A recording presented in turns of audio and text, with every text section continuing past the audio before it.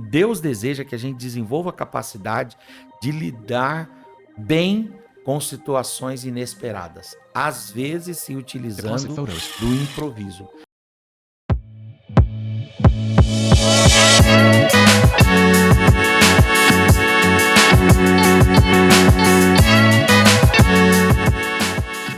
Sejam muito bem-vindos ao episódio 2 do Invencível Cast. Meu nome é Bruno, é um prazer estar aqui com vocês. Estou aqui também com meu parceiro Diego. Fala, gente, tudo bem? Maravilha. Estamos aqui com o pastor Henrique. Deus abençoe, queridos. Tudo bem? Bom dia. Maravilha. Antes de nós apresentarmos aqui o pastor, gostaria de falar aqui do nosso patrocinador, o Script Turbo, tá bom? Para você aumentar a performance aí nas vendas através do WhatsApp, tá bom? Hoje existe um dado que 70% das vendas são perdidas no WhatsApp por não ter uma atenção devida, né? Então nós conseguimos entregar todas as estratégias necessárias para você aumentar a conversão das vendas por WhatsApp, tá bom? O link vai estar na descrição e bora para mais um episódio. E o episódio de hoje nós vamos falar sobre o quê, Diegão? Vamos lá. A gente vai falar sobre o nascimento do homem mais impressionante que pisou, que caminhou sobre a Terra. Show. Mais impressionante. E para contribuir com essa conversa, estamos recebendo aqui o pastor Henrique Regis. Vamos lá, vou fazer a apresentação, porque o Henrique é um amigo já, né? A gente conhece ele, é uma referência para nós aqui no quesito Bíblia. Vamos lá, ó. Henrique Regis de Almeida é casado com Mônica Almeida, pai de Eduardo, Henrique e Mônica Caroline, advogado atuante, bacharel em Direito pela Universidade Paulista Unip, com 4 especializações. Então vamos lá. Direito de Família, Partilha e Sucessão, Direitos e Negócios Imobiliários, Metodologia do Ensino Superior, Direito Material e Processual do Trabalho. Todas as formações aqui, todas pela Faculdade Damásio de Jesus. É autor de alguns livros, inclusive o senhor tem um livro aqui, ó, que a gente vai mostrar. Os livros 10 palavras sobre o Evangelho que traz esperança. Quem detém os direitos autorais sobre os textos bíblicos. Coautor do livro Teologando. Eu tenho esse livro, Teologando. Um Novo Divórcio, também. Todos lançados pela editora Aba. É um dos pastores auxiliar na Assembleia de Deus em Barueri, São Paulo, professor, né, escritor e teólogo. É um prazer receber aqui o pastor para contribuir com a gente nessa conversa. Seja muito bem-vindo, viu, pastor? Muita alegria, eu quero saudar a todos com a paz do Senhor Jesus novamente, dizer que é um privilégio estar aqui com o Diego, né, com o Bruno e com o Igor, que está ali, né, atrás das câmeras, fazendo um trabalho excepcional na técnica.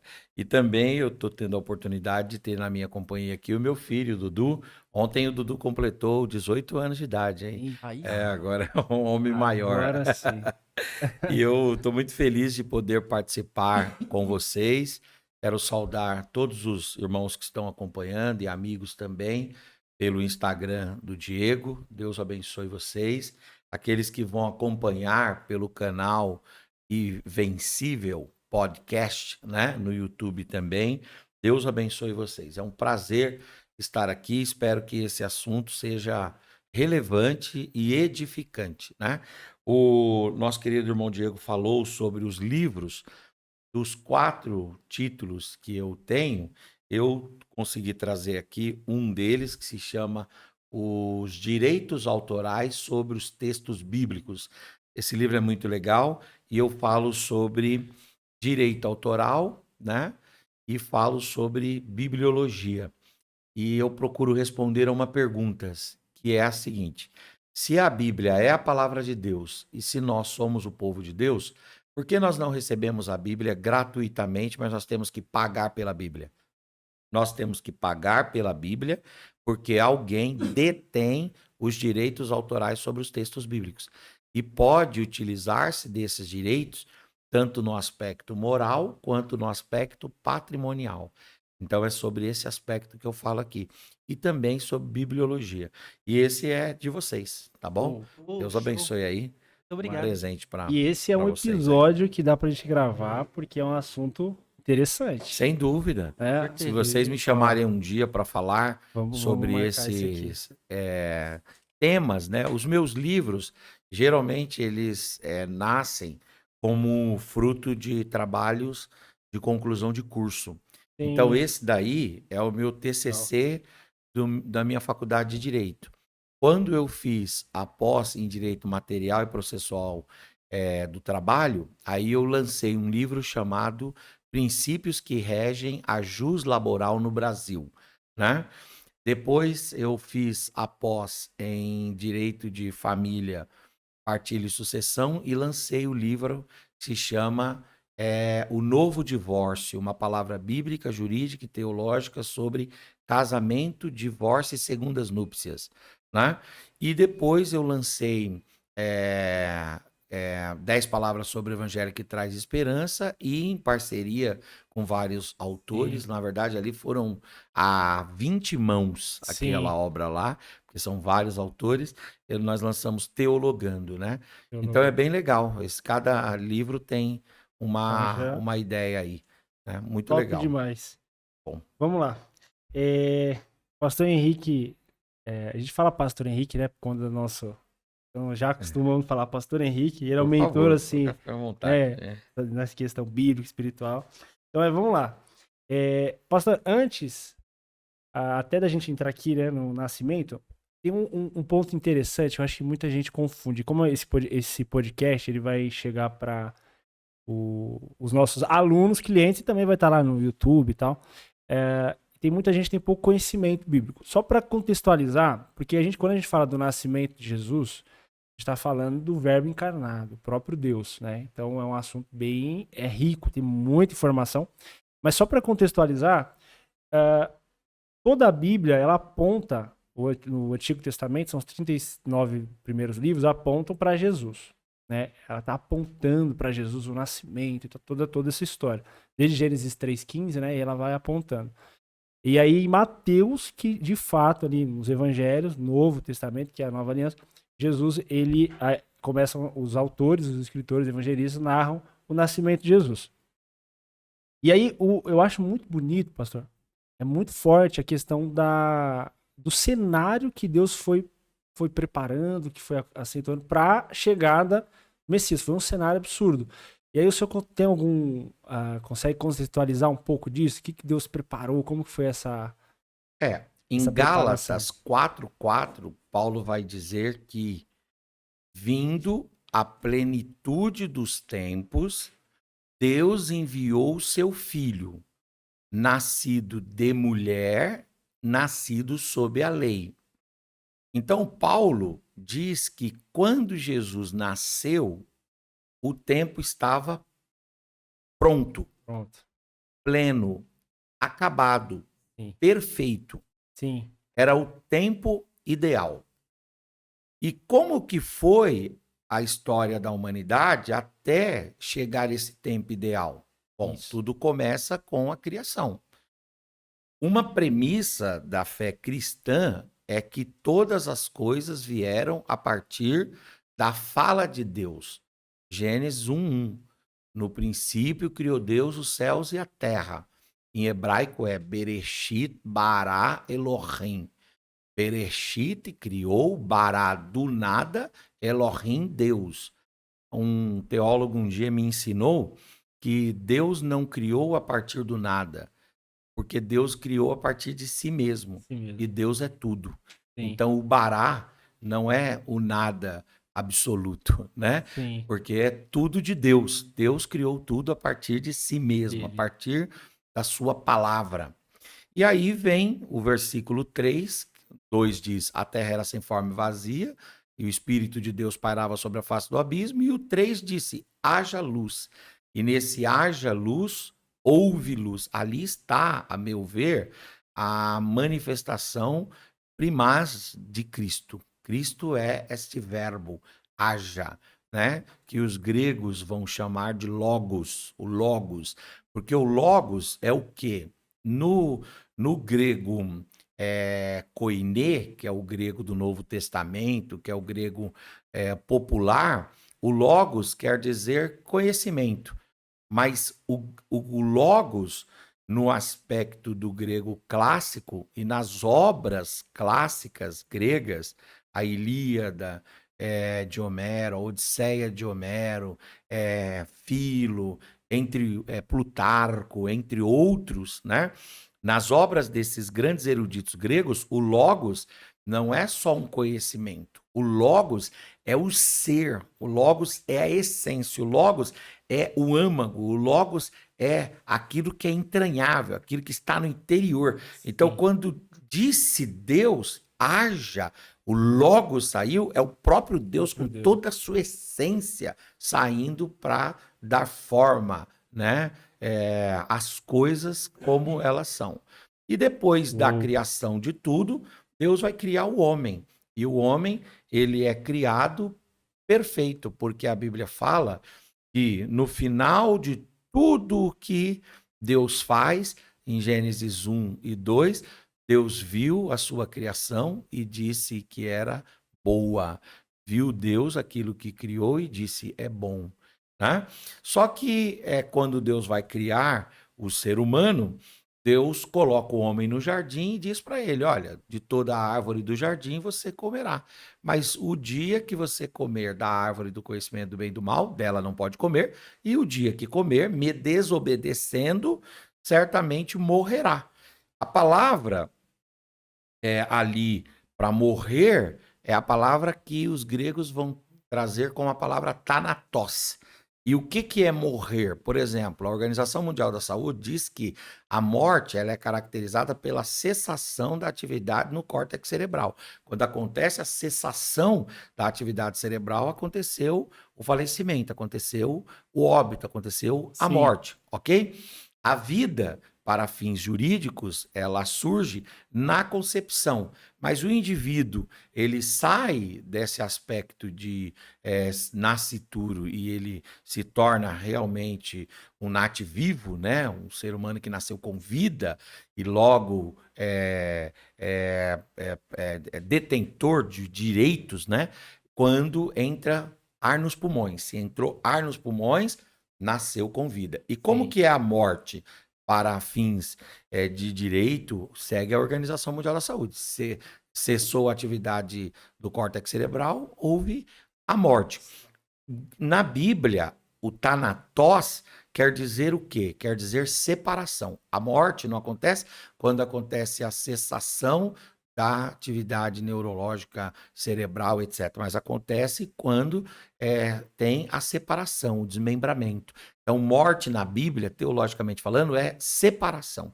Quando o corpo, a alma e o espírito se separam, acontece morte. E quando o homem se separa de Deus, acontece a morte. A morte tem a ver com isso. Então Deus fala, o dia que comeres certamente morrerás. Quer dizer, haverá uma ruptura, haverá um distanciamento, haverá uma consequência teológica esse pecado.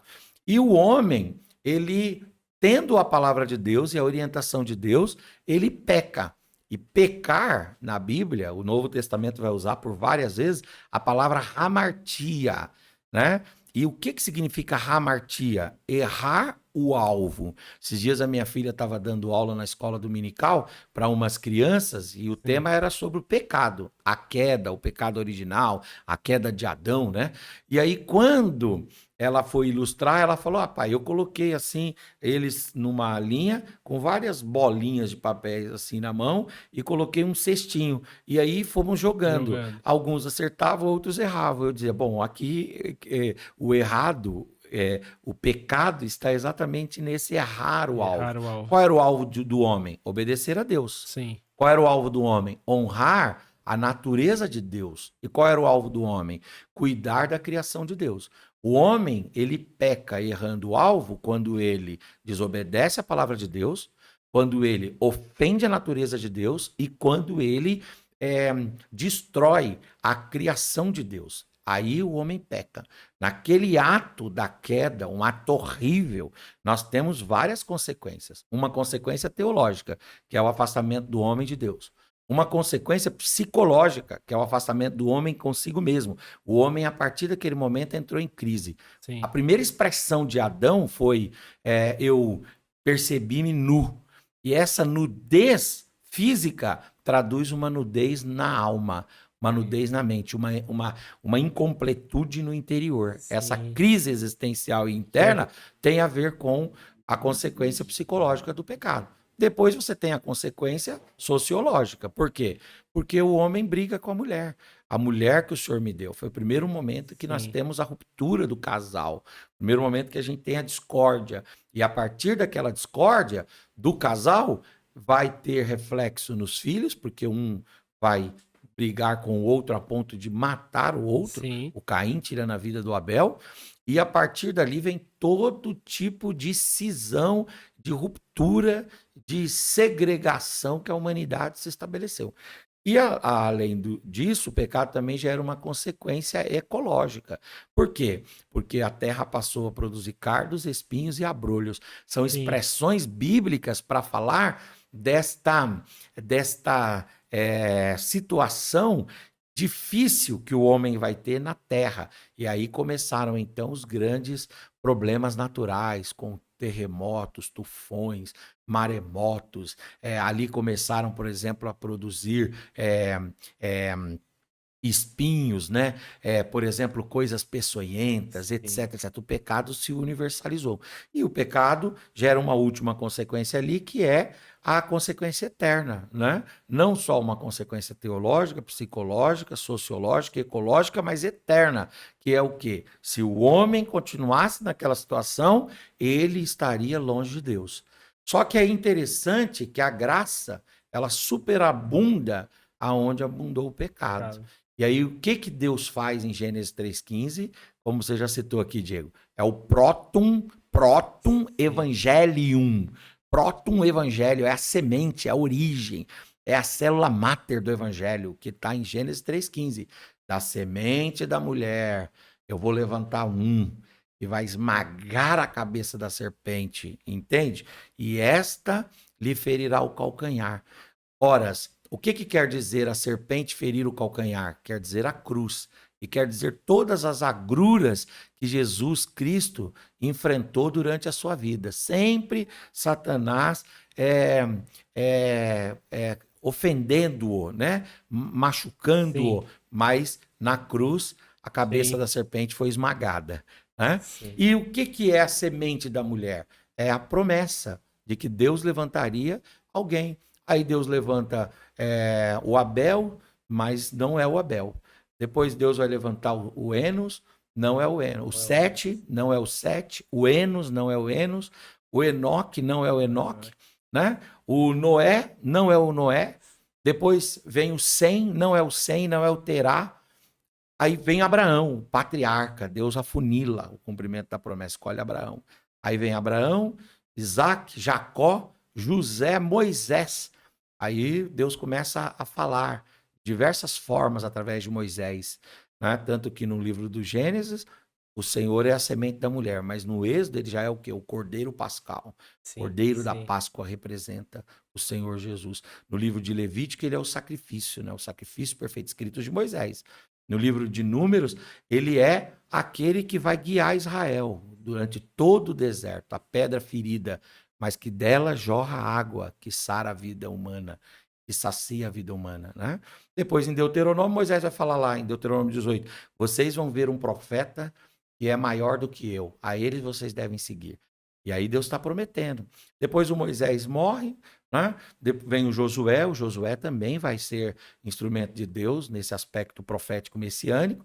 Depois do Josué vem os juízes, são muitos os juízes que vão falar a respeito da esperança de um redentor, de um remidor, de um resgatador.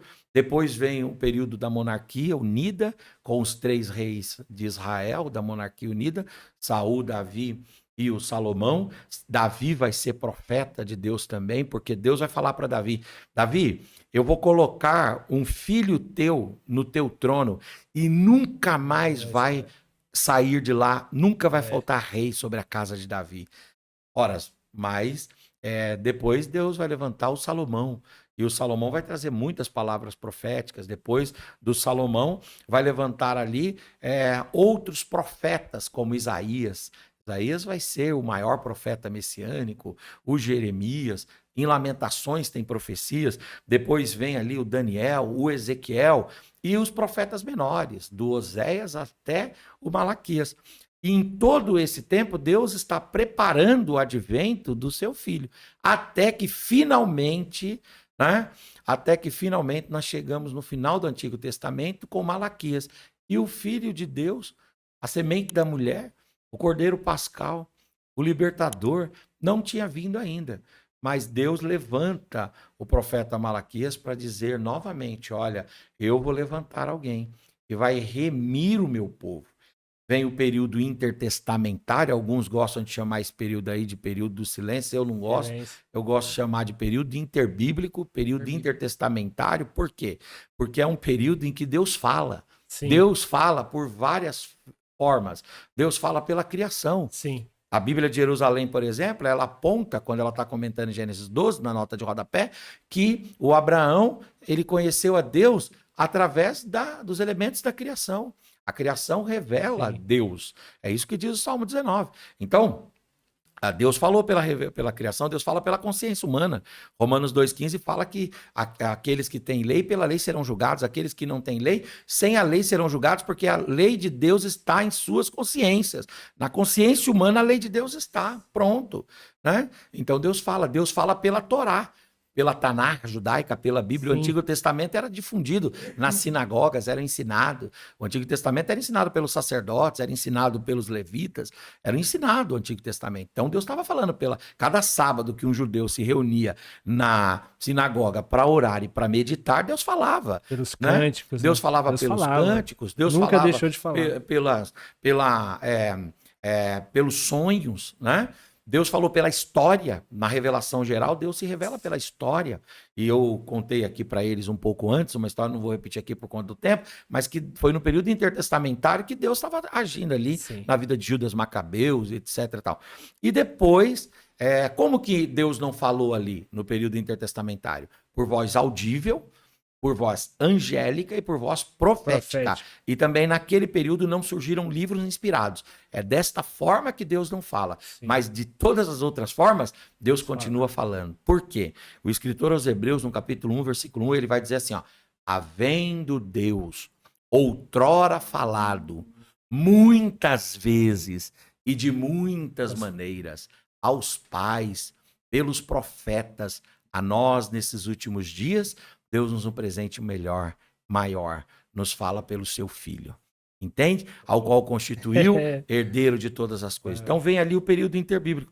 Naquele período, Deus não fala de forma audível, profética, de forma angélica e nem por texto inspirado, mas Deus fala.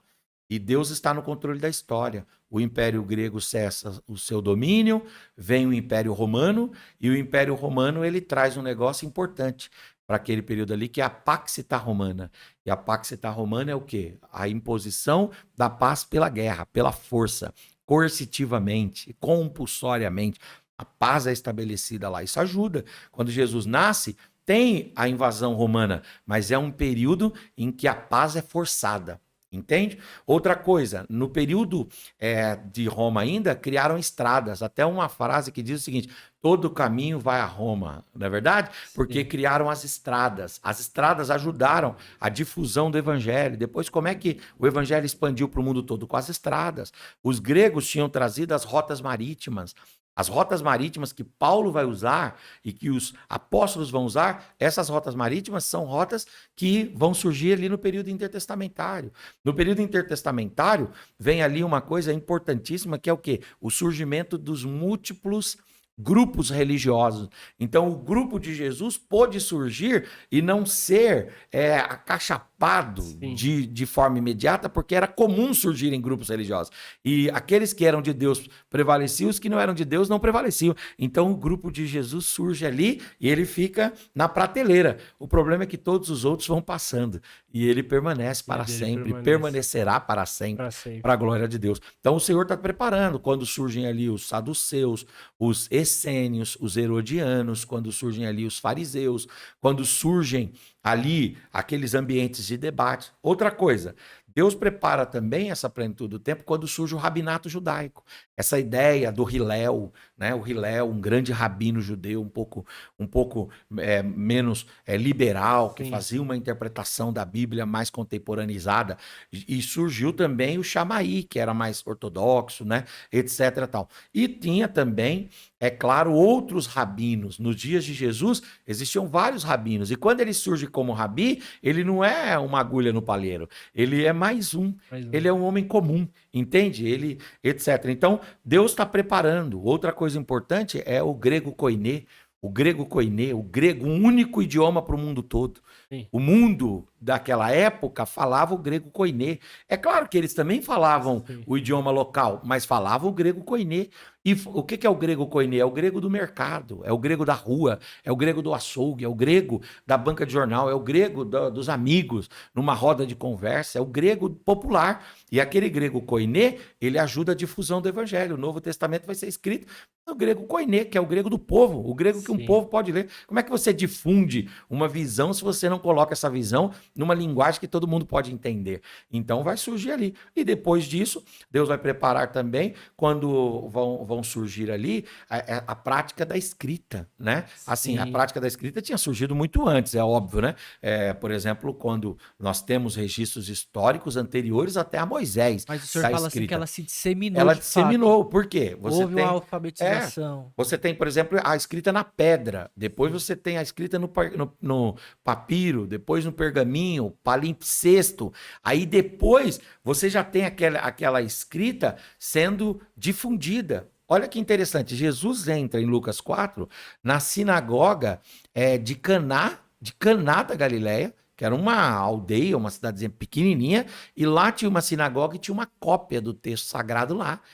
Ora, a cópia não estava só em Jerusalém, ou o original em Jerusalém, e as cópias nas grandes cidades. Na cidade de Caná, que é a cidade pequenininha, Jesus leu Isaías 61 lá, o Espírito do Senhor Deus está sobre mim, Sim. porque Deus me ungiu, né, para pregar liberdade aos cativos, cura aos enfermos, abertura de visão aos cegos, etc. Então, veja que naquele lugar bem pequenininho, tinha alfabetização, tinha leitura, tinha tudo.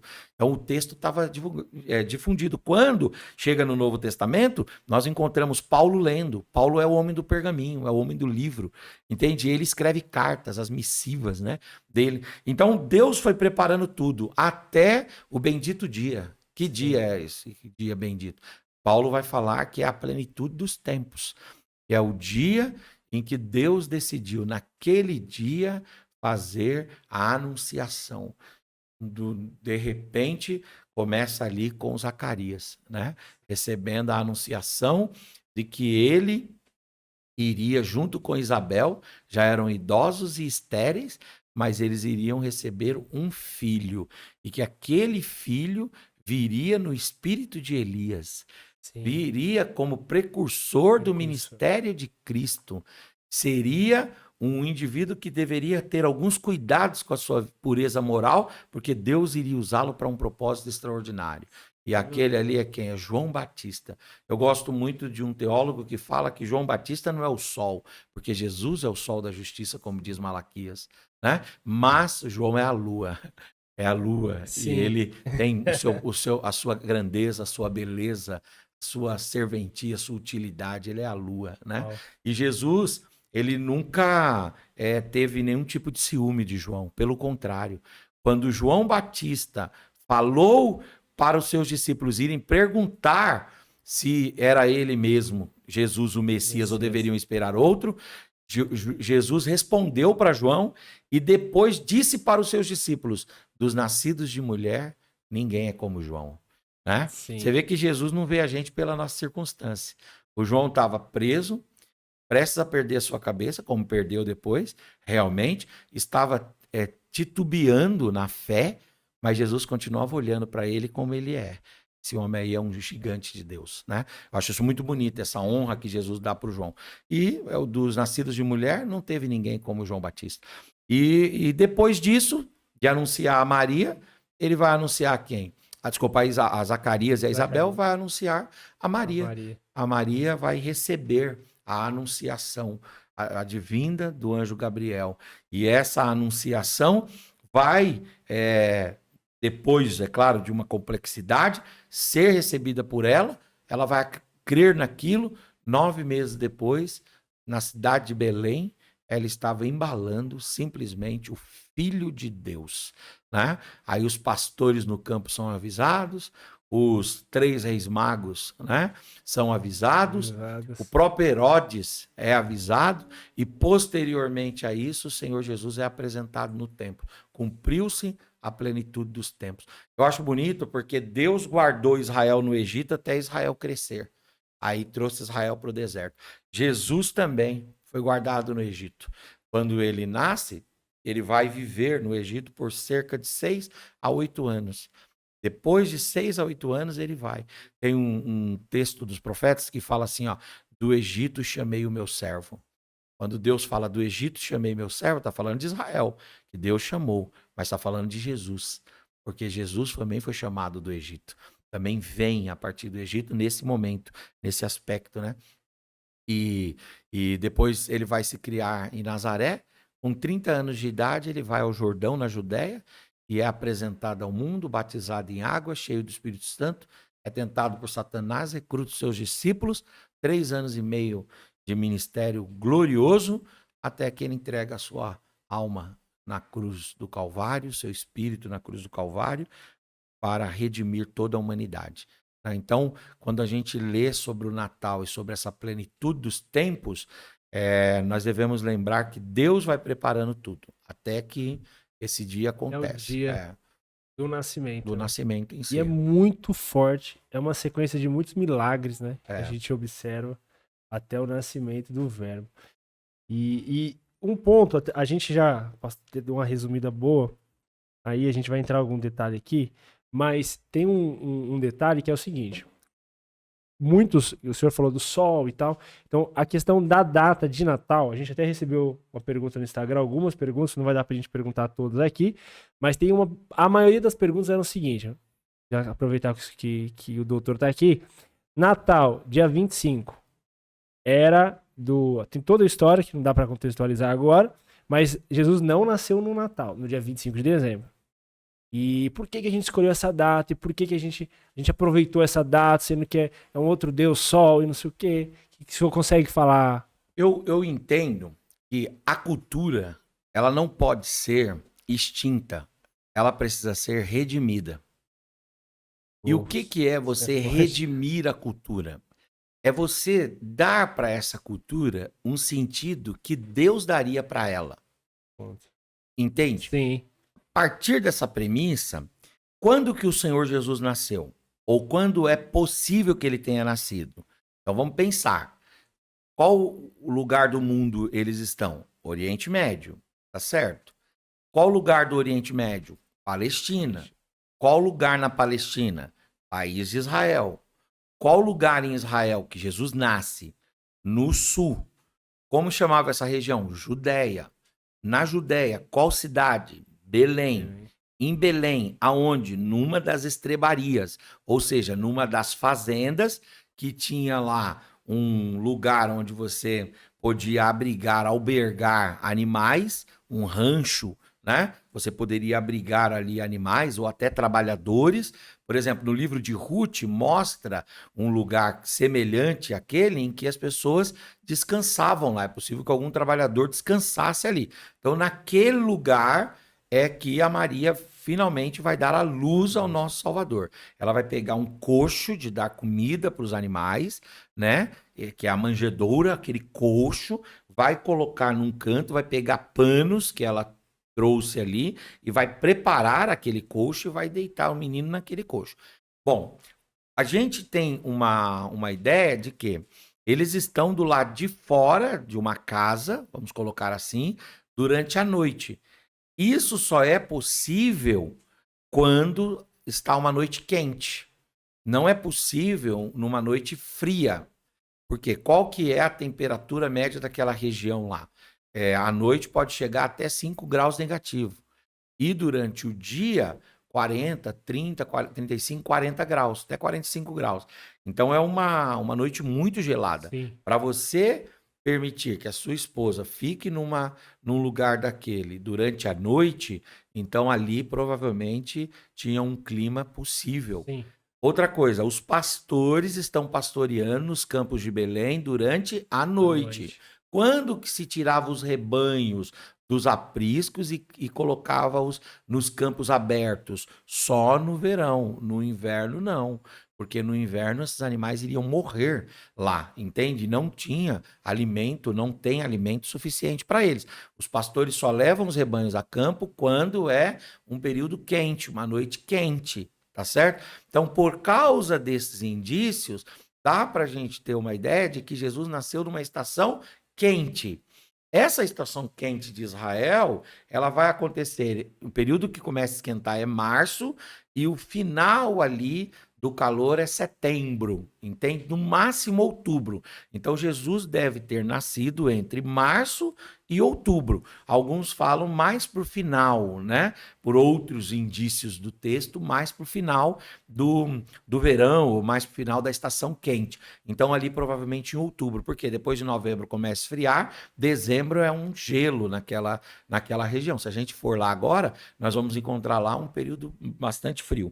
Muito bem, então Jesus nasceu em dezembro? Não.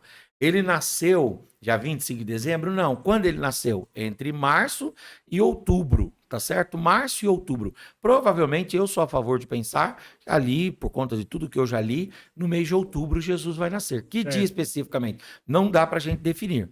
Quando houve a cristianização da cultura romana, começando pelo imperador Constantino, que se converte em 312, quando houve a cristianização do Império Romano, a igreja aproveitou algumas datas culturais romanas para, a partir delas, estabelecer marcos cristãos. E isso é você fazer o quê? Redimir a cultura e não aboli-la. Sim. Entende? Você não pode extinguir a cultura, você precisa redimir a cultura. Sensacional. Então, o que acontece é uma remissão da cultura. A cultura já existia, há um ser pagão, a cultura tinha a ver com o solstício, etc. Tudo bem, mas isso para nós não é relevante. É relevante de um ponto de vista histórico, de um ponto de vista religioso, não. Por quê? Porque no ponto de vista religioso, o que nós estamos vendo aqui é uma cristianização da cultura. Sensacional. Entendeu? Respondeu, é isso. Assim, e uma redenção na cultura. Tá? Inclusive, o Sol, que era o Deus Sol, né? Toda a história. Primeiro Deus Sol, e os profetas já falam, né? Então já é uma data já que antes dessa data pagã já existe o Deus Sol e ponto, é todos os dias, né? Então é fantástica essa resposta. Já ficou até pra mim. Acredito que virou a chave pra muitas pessoas. Né? Porque a gente não pode. Que a data pagã não pode. Tem cristãos, a maioria comemora, tem um incentivo de toda essa esclarece, né?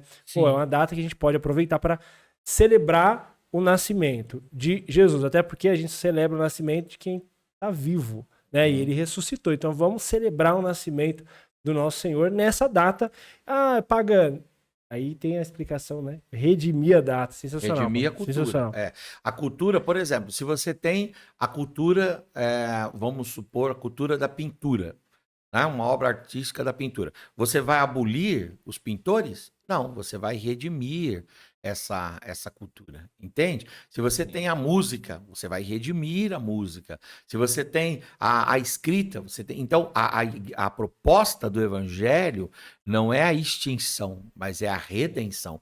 E esta é a luz que o reino de Deus vai trazendo, né? Sim. Sensacional. O pessoal que está no Instagram, a gente já está caminhando pro fim, que é o seguinte, o podcast a gente começou, esse é o 3º episódio, é o 2º episódio, tem um piloto, recebemos aqui o Marco Antônio falando da empresa, agora o pastor, o doutor Henrique, falando sobre o nascimento do Natal. Então a gente está pegando o jeito aqui, então a gente está com o tempo bem corrido, você que está no Instagram, a gente está caminhando pro final, já compartilha pro seu amigo, vai ficar salva? Vamos deixar salva? Vai ficar salva pra gente revisitar. E, cara, a gente vai ter que estender um convite aqui já, inclusive pra pregar aqui o doutor aqui já ao vivo. Vamos tentar, porque o assunto tem muita coisa, né? É muito rico. Então já aproveita aí, manda para 2 amigos aí, tá? Você que é os alunos, nossos alunos, clientes, encaminha esse vídeo para os seus conhecidos, outros empresários, o pessoal que está para entender, porque esse início, essa preparação, foi uma explicação rápida, né, e que deu para entender essa importância, como que funcionou tudo isso, Por né? quê, né? O porquê. E aí, a gente avançando, o nascimento, então, Deus preparou tudo, o nascimento dos magos. Vamos colocar assim alguns fatos, pastor, que o senhor agora já deu uma resumida, de alguns fatos importantes, assim, histórico, a Maria. Uma pergunta também que foi importante, que cabe aqui, é a questão da Maria. Eu queria entender um pouco melhor como que Maria recebeu essa notícia. Porque foi uma notícia impactante, não foi assim, né? Não foi impactante. Não só a Maria, mas o José, que inclusive o José planejou fuga, deixar Maria. E aí eu lembro nas aulas, agora eu não lembro se foi o doutor Henrique ou um outro professor lá, mas nas aulas de teologia eu lembro muito bem dessa explanação de que, olha, ele tentou escapar, mas ele amava muito a Maria, e senão ela ia ser apedrejada. Se eu puder fazer esse contexto desse início. Tem um livro maravilhoso que eu li sobre a história de Jesus e a biografia de Jesus. É claro, o melhor dos livros é a Bíblia, mas além dos evangelhos, a gente tem materiais extra-bíblicos muito bons. Um deles é o Jesus que eu nunca conheci, do Philip Yancey. Maravilhosa esta obra. Tem uma do Josh McDowell, chamado Mais Que Um Carpinteiro, que vale muito a pena também ler. E é claro, né, se você quiser aprofundar um pouco mais, a da série Heróis da Fé, do Chuck Swindoll, Charlie Swindoll, Jesus, também é excepcional. Para mim, são 3 obras assim que eu sempre releio e me abençoam muito. Bom, então vamos pensar. Quem é Maria, né? A Maria é uma judia, provavelmente da tribo de Levi, porque ela é prima de Isabel e do Zacarias, tá? Sim. Ela vive no sul de Israel. E ela é uma menina que a Bíblia não fala da sua mãe e do seu pai, mas a cultura hebreia a cultura cristã diz que ela é filha de uma mulher chamada Ana, que a igreja tem como Santa Ana, daí que vem a ideia de Santana, Santa Ana, né? E a Maria é uma jovem entre 14 e 17 anos, extremamente piedosa, que é escolhida por Deus para ser a mãe biológica, né, do nosso Salvador.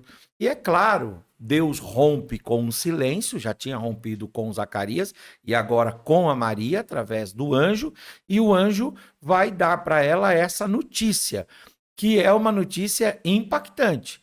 Primeiro, é impactante porque está vindo um anjo, Deus está rompendo o silêncio de 400 anos. Depois, através de voz angélica, né, que eu estou dizendo.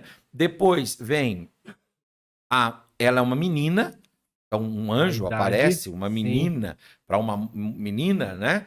Outra coisa, ela é virgem e ela vai continuar nessa situação até que depois ela se casa com José, depois de Jesus nascer, né? Nós, evangélicos, não cremos na perpétua virgindade de Maria, nós não cremos assim, né? Sim. Os católicos creem assim, há de se respeitar isso, mas nós não cremos assim, nós cremos que depois do casamento, Maria teve intimidade com José e pôde gerar, inclusive, até filhos e filhas, e né? filhas, etc. Sim. Mas ela era virgem no momento da fala, da anunciação. E o anjo vem e a anuncia dizendo para ela que o Espírito de Deus iria envolvê-la e que ela iria receber a semente de Deus dentro dela. Como é que gera a vida, a concepção da vida?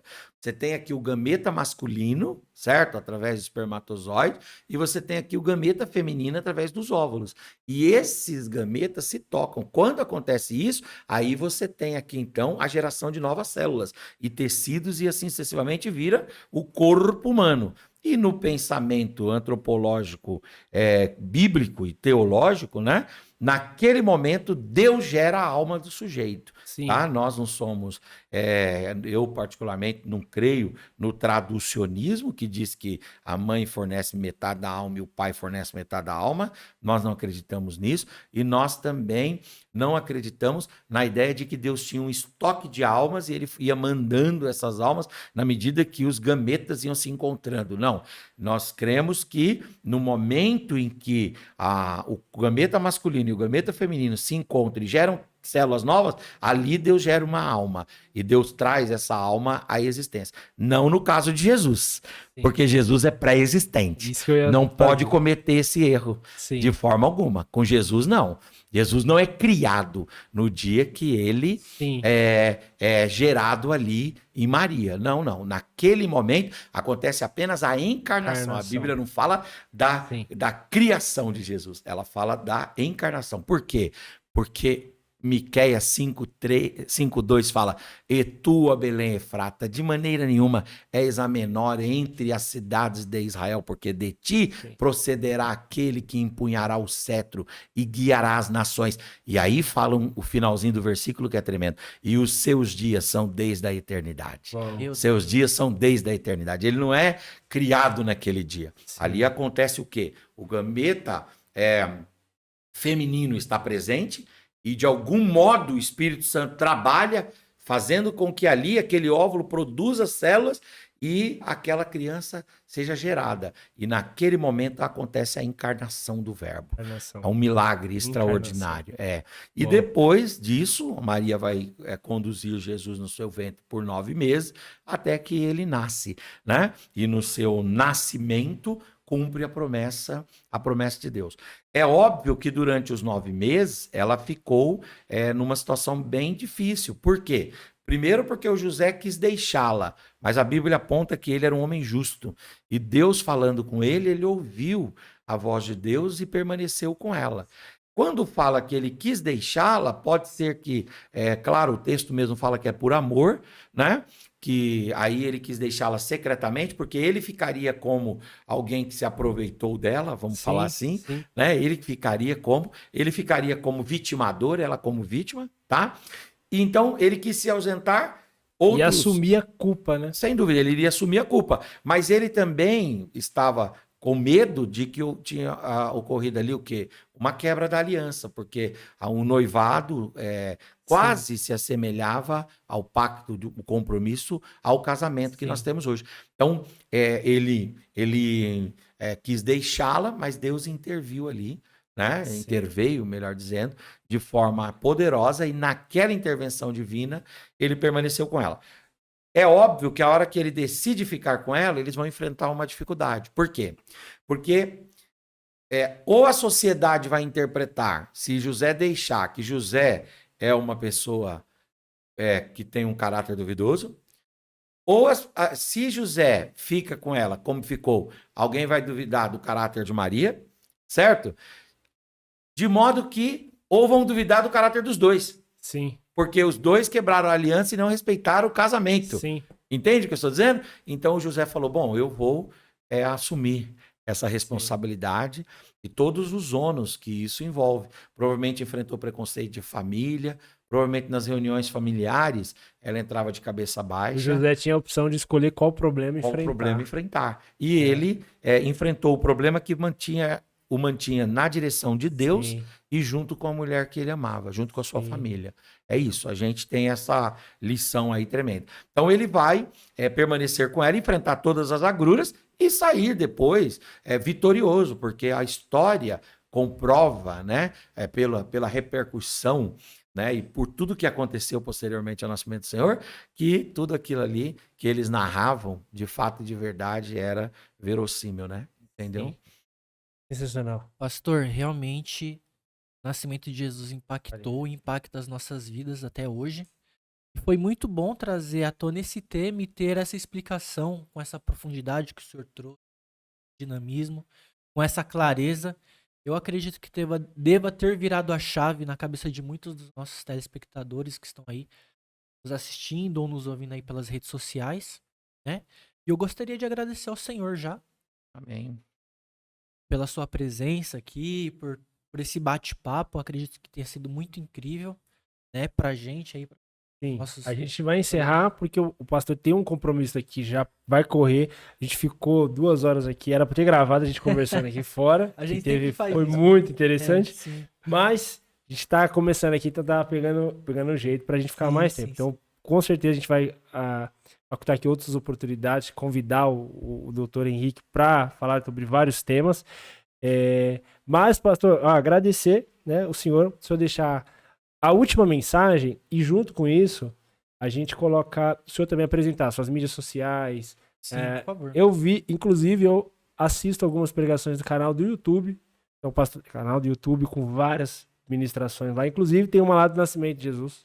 Então vai lá, confere lá, então o pastor vai para as mídias sociais, como encontrar o senhor aí nas mídias. Tá bom. Bom, eu quero agradecer o podcast Invencível pela honra de poder participar dele logo no começo. Parabéns a vocês por essa iniciativa. Agradecer o Diego, agradecer o Bruno, agradecer o Igor. Muito obrigado. Parabéns a todos vocês, também a todos os queridos que participaram aí através do Instagram do Diego. Deus abençoe. E aqueles que vão participar no canal O Invencível Podcast e no YouTube também. Um abraço a todos vocês. Foi um prazer. Espero ter outras oportunidades aqui, tá bom? Com certeza. Eu quero deixar uma mensagem que é algo que Deus tem falado no meu coração. Que o Natal, ele é o plano de Deus sendo colocado em prática. O plano de Deus, ele não falha. Então, se Deus tem falado algo para você e tem gerado esperança no seu coração, nunca deixe o tempo sufocar essa esperança. Nunca deixe as circunstâncias também sufocarem essa esperança. E nunca deixe o seu próprio desânimo sufocar essa esperança. Lute contra todos os reveses, porque se há uma coisa que o Natal nos ensina é que Deus vela sobre a sua palavra para cumprir. Do Gênesis 3,15, do próton evangelho, até Lucas 2, o nascimento de Jesus, se passaram mais de 4.000 anos. Mas na plenitude dos tempos, Deus enviou o seu filho nascido de mulher, nascido sobre a lei. Então, creia nos projetos de Deus e trabalhe em favor desses projetos. Eles se concretizarão. Uma outra coisa que eu queria dizer é que o Natal nos ensina a respeito da nossa capacidade. Deus deseja que a gente desenvolva a capacidade de lidar bem com situações inesperadas, às vezes se utilizando do improviso. Mas se esse improviso for feito com bom ânimo, com boa disposição, Deus é poderoso para marcar a história através desta improvisação. Eu gosto muito quando a Maria, ela vai lá e manda o José trazer um coxo. Um coxo. Quem nunca viu um coxo não tem ideia do que é, né, a manjedoura. A manjedoura é um coxo de madeira que utilizavam para colocar ali os alimentos para os animais. Sim. Então o José vem arrastando aquele coxo, né? Porque geralmente é pesado, se carrega de 2, 3 homens. Se ele não tinha nenhum companheiro ali, ele vem arrastando aquele coxo, para o coxo ali num lugar específico que ele montou dentro daquele galpão, e ela pega das suas roupas, ela pega alguns panos e ela transforma um coxo num berço. Bercinho. Entende? E quando a gente vai em shopping, em empresas, nas praças, nas ruas, no mundo cristianizado, são mais de 4 bilhões de cristãos no mundo que conhecem o presépio. E o presépio tem muita coisa, mas tem lá também o fruto do improviso. Entende? Então, nós temos que crer no plano de Deus para nós. Mas no meio da caminhada, a gente tem que estar pronto a improvisar. E se houver ânimo, se houver criatividade, se houver boa disposição de alma, mesmo aquilo que é feito sem tanto planejamento, sem estar totalmente acabado, pode dar certo. e pode marcar a história, se tiver a bênção de Deus. Amém? Eu gosto muito, fazendo uma conexão com isso, daquela capacidade que aquele homem rico que Jesus conta na parábola, ele conta a parábola do homem rico, que depois ele vai ser no final reprovado, mas ele tem uma aprovação de Deus, que é quando ele planta para colher 100 sacas de trigo e ele colhe 1000 sacas de trigo. E o texto fala assim, ó, e ele derrubando os seus celeiros, fez novos celeiros e abrigou a todas as sacas. Você tem que lidar com o improviso. A vida é assim. A vida tem um plano e a gente vai seguir o plano. Mas se tiver que transformar coxo em berço, é preciso ter esse ânimo, essa disposição. E de uma forma ou de outra, Deus sempre vai marcar a nossa história. Que o Natal seja uma bênção para você, para sua família, para sua casa. E mesmo aquilo que está fora do lugar, se houver boa disposição em você, se houver bom ânimo em você, Deus vai fazer uma coisa bonita através disso. Amém? Que Deus te abençoe. Bom, e eu quero dizer o seguinte, eu estou lá no Instagram, henrique.regis.10, henrique.regis.10, no Instagram. Eu também estou ali no Facebook, Facebook/Henrique Regis, e estou no YouTube, Pastor Henrique Regis, lá no YouTube. E estou também, Pastor Henrique Regis, no Spotify. Muita gente ouve, Diego, as pregações no Spotify, porque parece que deve consumir menos, né? Internet, sim. porque não tem o vídeo e tal. Então, muita gente ouve. Eu recebo sempre de manhã, pastor, tô no carro aqui, tô te ouvindo. Legal. É bem legal. A gente vai colocar Temos na muitas descrição. mensagens lá. Eu acho que a gente deve ter, o Eduardo que cuida para mim, mas eu acho que a gente deve ter lá próximo de 300 mensagens lá, gravadas lá. Muito legal. Eduardo, que é o cara do marketing, passar todos os links, Eduardo, que a gente coloca aqui na descrição do vídeo. E essa última mensagem do Dr. Henrique aqui, improviso. Eu sei que os alunos, clientes aí, são empresários, precisam improvisar bastante. Então recebe essa palavra aí, né, da parte de Deus mesmo aí pro seu coração. E foi um prazer, viu, doutor? A gente vai ter outras vezes aqui. Foi um episódio muito rápido. Eu tenho certeza que vai edificar aí a sua vida. Esquece de compartilhar esse episódio, viu? Tamo junto. Obrigado, galera. Até a próxima.